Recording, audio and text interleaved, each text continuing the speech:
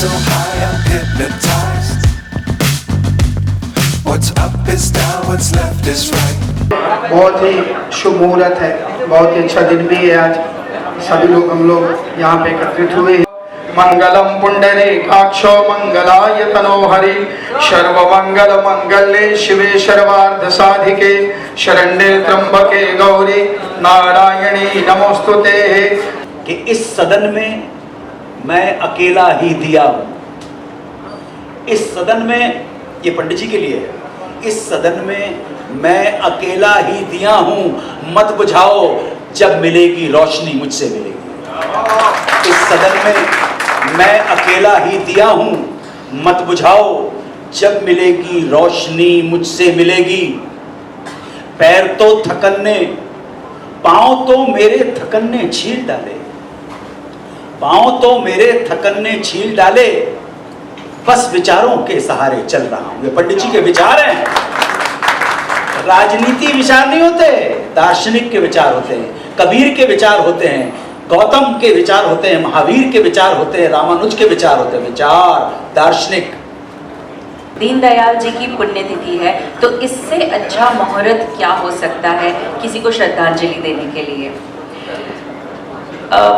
इस फिल्म की शूटिंग के बारे में बता दूं कि मैं थोड़ी बहुत सी जानकारी दूंगी, बाकी सारी असली जानकारी तो जो स्टेज पर बैठे महानुभाव हैं वो ही देंगे। तो मैं ज़्यादा आपका टाइम ना लेते हुए थोड़ी सी जानकारी दे दूं कि फिल्म की शूटिंग मई से शुरू होने वाली है।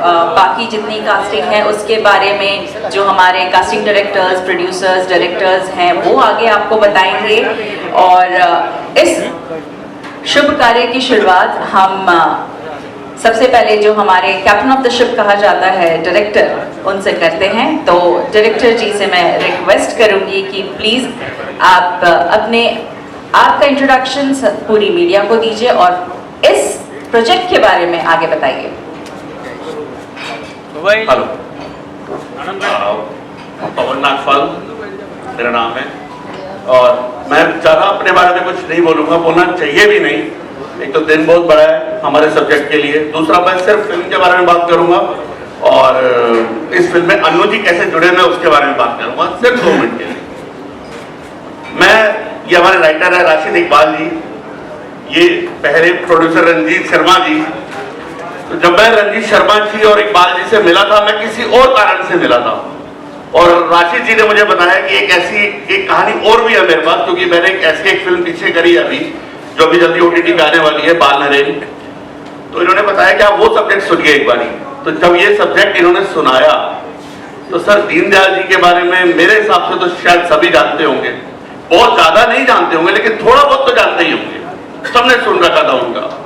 तो मैं कहता सर सब कुछ छोड़िए, पहले इसको करते हैं, पहले ये फिल्म बनाते हैं, ठीक सर, बाकी सब बाद में देखेंगे।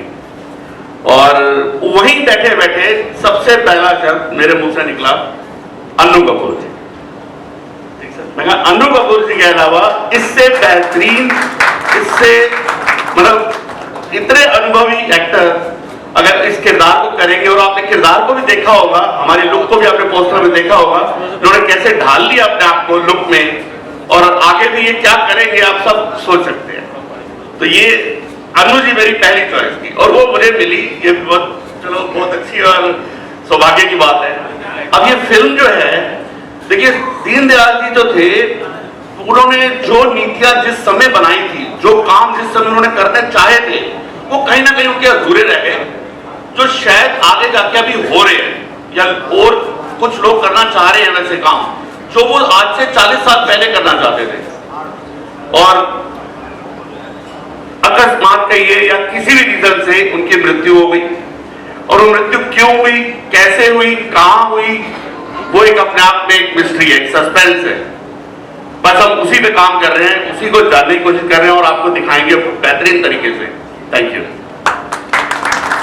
तो सर हम एक्सपेक्ट कर सकते हैं कि जो मिस्ट्री है वो सॉल्व हो जाएगी?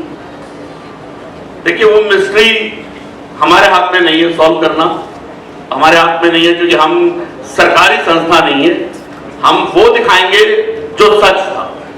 इन्होंने पूछा कि कैसे आई दिमाग में, वो एक अलग कहानी थी कि एक रेलवे स्टेशन से एक किताब उठाई मैंने और पढ़ना शुरू किया। पढ़ने के बाद पता चला कि दीनदयाल जी के बारे में जानता ही था, लेकिन एक जगह जहाँ मेरी निगाह रुकी वो थी उनकी मौत कैसे हुई, क्या हुआ, कैसे हुआ, और तमाम सारी बातों को पढ़ने के बाद पता चला कि ये मिस्ट्री अनसॉल्व्ड है, इस रहस्य को सुलझाया नहीं गया है। और हम भी आपको वही दिखाएंगे। ये रहस्य जब वो लोग नहीं सुलझा सके तो हमारी औकात नहीं कि हम उसको सुलझाएं, लेकिन जिसके साथ ये हुआ था वो इस चीज़ को जानता है और शायद वो इस चीज़ को सुलझा के चला जाएगा, और वो है दीनदयाल। तो मैंने एक फिल्म कंप्लीट की, नाम पहले कुछ और था, नाम मिलता नहीं है, फिर मैंने ये नाम हम सब ने रखा। उसके बाद जब ये पता चला कि अन्नू जी इसमें आ गए, तो एक होता ना, एक आदमी सोचा होता है यार क्या, कौन करेगा, कैसे करेगा। अन्नू जी का नाम आने के बाद मेरी एनर्जी डबल हो गई। तो मैंने क्या किया कि बायोपिक के साथ एक मौत की मिस्ट्री को, मैं मर्डर मिस्ट्री नहीं बोलूंगा, मौत की मिस्ट्री को पिरो दिया। उनकी बायोपिक भी चल रही है, उनके साथ क्या हुआ वो भी चल रहा है। एक रोलर कोस्टर है थ्रिलर का। मुझे लगता है कि अन्नू जी 1 घंटा 45 मिनट किसी को कुर्सी से नहीं हिलने देंगे। ये तो मैं, कोई और होता तो शायद मुझे कहीं परेशानी होती, लेकिन चूंकि अन्नू जी है तो अब ये आप सुकून से सो सकते हैं फ्राइडे नाइट। आप सभी का सबसे पहले स्वागत, बहुत बहुत अभिनंदन कि आज ये घड़ी आई है। रंजीत जी से मेरा संबंध शायद 20 से 25 साल पुराना है। जब इस फिल्म को हम करने जा रहे थे तो कहीं घबरा रहे थे। एक दिन मैं जब घर ये आए, छोटा मैं हूँ लेकिन मुझे ये भाई साहब बोलते हैं, तो बोले भाई साहब क्या करना है, कैसे करना है, बड़े घबराए हुए से थे। मैंने कहा यार बस करना है और तुम कर दो बस, अब ये क्या करना है, क्या करना है। तो बोले नहीं कल अनु जी की कोई शूटिंग चल रही है मीरा रोड और वहाँ चलना है हमने। तो हमने कहा चलो। बस जैसे इनके सानिध्य में पहुंचे, इनको देखा, इनको सुना और बहुत मेहमान नवाजी करी इन्होंने हमारी। हमने खाना भी साथ में खाया और हम जैसे ही वैनिटी वैन से बाहर निकले मैंने कहा बस कर दो, श्री गणेश कर दो इसका, कुछ नहीं सोच रहे हैं। तो आज कितना बड़ा सानिध्य, अनु जी को देख देख कर हम बड़े हुए, हम गुनगुनाना सीखे इनको देख देख कर, और हमारे लिए तो बहुत बड़ी प्रेरणा है। और ये मेरा सौभाग्य है कि आज मैं इस मिशन का हिस्सा बना हूँ। Thank you very much.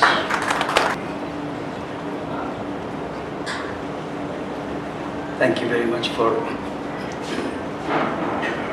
choosing me, selecting me and finalizing me for such a big challenge. 25th September 1916 को पंडित जी का जन्म मथुरा के पास चंद्रभान करके एक गांव है वहाँ पर हुआ था, और 11 फरवरी 1968 को आप इस दुनिया से कूच कर गए। ये जिसे आप बायोपिक थ्रिलर बोल रहे हैं,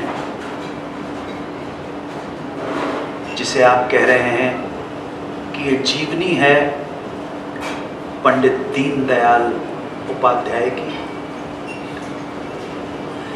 इंटरनेट पे कुछ जगह लिखा हुआ है कि पॉलिटिशियंस थे, नहीं ना, पंडित दीनदयाल उपाध्याय एक पॉलिटिकल विजनरी थे, एक पॉलिटिकल फिलॉसफी थे, राजनीतिक दर्शन था उनका। राजनेता तो बहुत सारे हैं, पॉलिटिशियन तो बहुत हमारे गली गली में है। इसलिए पंडित दीनदयाल उपाध्याय को हम केवल एक राजनेता बुलाकर देश और मातृभूमि के प्रति उनका जो योगदान है, उनके विचारों का, उनके दर्शन का हम अन्याय करेंगे उनके साथ। इसलिए मेरी, और जैसे हमारी उद्घोषिका ने कहा कि 11 फरवरी कल 55th डेथ एनिवर्सरी है पंडित जी की, और राशिद इकबाल साहब से लेके हरीश रेड्डी साहब से लेके रंजीत शर्मा जी से लेके हमारे डायरेक्टर साहब भाई से लेके, ये बड़ा जोखिम का काम है, जिगरे का काम है, गट्स चाहिए। और इनके पास गट्स थे तो संघ ने इनके गट्स देखकर, इनकी वीरता देखकर, इनका जोश देखकर, इनकी खुमारी देखकर, इनकी लगन देखकर कहा आगे बढ़ो, हम तुम्हारे साथ हैं। अब आपका साथ चाहिए, आपके माध्यम से जनता का साथ चाहिए। राशिद इकबाल साहब ने जिस पकड़ के साथ इस सब्जेक्ट को मेरे सामने रखा, वो एक पॉलिटिकल थ्रिलर तो है ही, लेकिन इसमें बहुत सवाल उभरेंगे कि क्या पंडित जी का जाना पॉलिटिकल असैसिनेशन था या एक प्राकृतिक मौत थी। इसका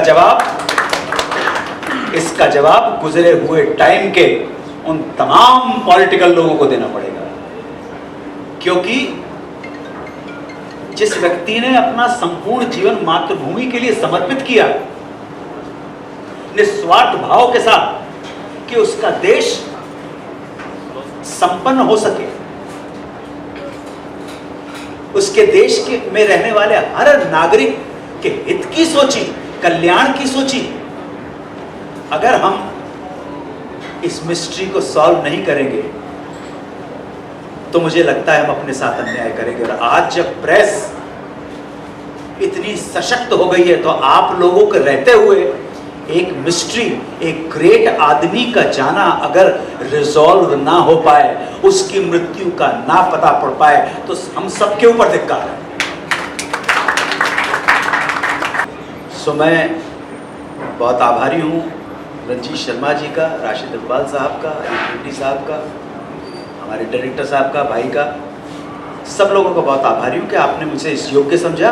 और मैं आपको आश्वासन देना चाहता हूँ कि मैं आपको निराश नहीं करूँगा, आपका विश्वास कभी नहीं तोड़ूंगा। और जैसे जैसे ये फिल्म सामने आएगी आप देखेंगे कि क्या है, लेकिन मैंने इनके साथ 4 लाइनें ऐसे ही आ गई थी मेरे मन में।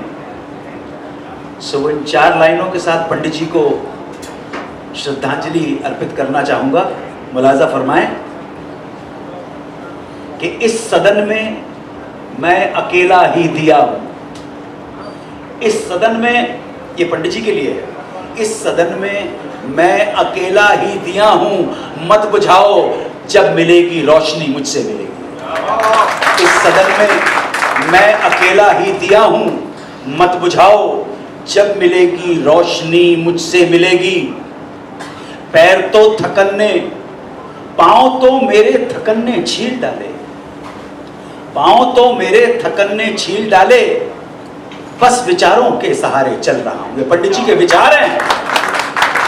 राजनीति विचार नहीं होते, दार्शनिक के विचार होते हैं, कबीर के विचार होते हैं, गौतम के विचार होते हैं, महावीर के विचार होते हैं, रामानुज के विचार होते हैं। विचार दार्शनिक। पाँव तो मेरे थकन्ने छील डाले, अब विचारों के सहारे चल रहा हूं, आंसुओं से जन्म दे देकर हंसी को एक मंदिर के दिए सा जल रहा हूं। पाँव तो मेरे थकन्ने छील डाले, अब विचारों के सहारे चल रहा हूं, आंसुओं को जन्म दे देकर हंसी से एक मंदिर के दिए सा जल रहा हूं। मैं जहां धर दूं कदम वो राजपथ है, मैं जहां धर दूं कदम वो राजपथ है। मत मिटाओ, मत मिटाओ, मैं चलूंगा तब सारी दुनिया चलेगी। इस सदन में मैं अकेला ही दिया हूं, मत बुझाओ जब मिलेगी रोशनी से। धन्यवाद। जानना चाहूँगा कि सर आपने बड़े खूबसूरती से कहा कि उस दौरान के जितने भी पॉलिटिकल है सभी को उनको जवाब देना पड़ेगा 1960s में, बट ऑब्वियसली काफ़ी समय बीत गया है, 50 साल हो गए हैं। आई वुड अज्यूम कि ज़्यादातर उस दौर के जो भी नेता थे शायद अब वो इस दुनिया में नहीं है, चाहे वो पुलिस हो या CBI हो। और आई थिंक मेरे ख्याल से 2016 या 17 में परिवार ने एक रिक्वेस्ट की थी कि पंडित जी की मौत को फिर से इन्वेस्टिगेट किया जाए, बट कुछ हुआ नहीं। तो सवाल यही पैदा होता है कि आज अगर कोई सवाल करे या शुरुआत करे तो कहाँ से करेंगे? मेरे ख्याल से अधिकतम लोग तो शायद है नहीं इस दुनिया में। आप जैसा सशक्त माध्यम हमारे साथ है, अगर हम आपको कन्विंस करवा सके, अगर हमारे डायरेक्टर, हमारे राइटर अगर आपको कन्विंस करवा सके that it was not a natural death, it was a political assassination, आपका साथ मिल जाए तो ये जनता का साथ हमारे साथ।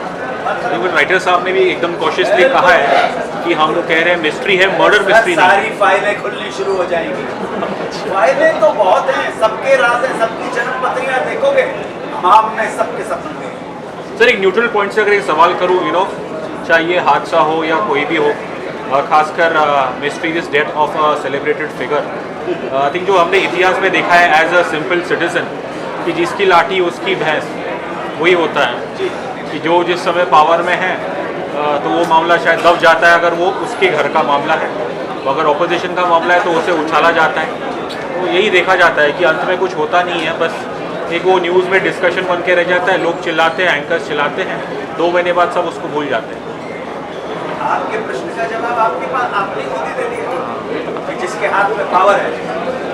जी सर, लेकिन मीडिया तो थोड़ी लीगली तो मीडिया तो नहीं कर सकती, मीडिया उसमें तो मीडिया सिर्फ सवाल खड़े कर सकती है, उसको कम से कम सही इन्वेस्टिगेशन करने का अधिकार हो सकता है।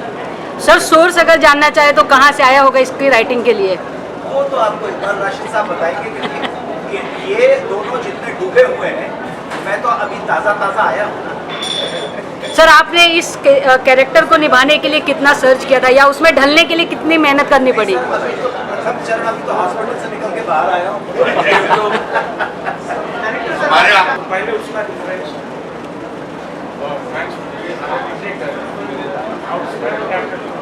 लाजवाब किया था, कसाब ने भी लाजवाब। उसी तरह इसमें भी शायद पूरी दुनिया को ये नहीं मालूम है कि ये पहला कमीशन था जिसमें 1 मेंबर कमीशन बनाया गया। And that was mister Chandrachud, x जज ऑफ सुप्रीम कोर्ट, को बनाया गया था। ये अपने आप में एक अलग कहानी।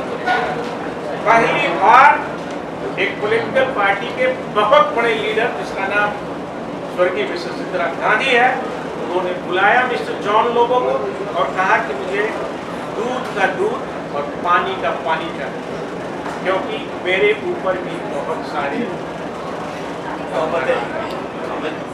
सारे पत्थर, मैं उससे नहीं डरी हूँ, लेकिन मुझे सच्चाई, लोगों ने सच्चाई कमीशन बना, सारा का सारा इन्वेस्टिगेशन हुआ।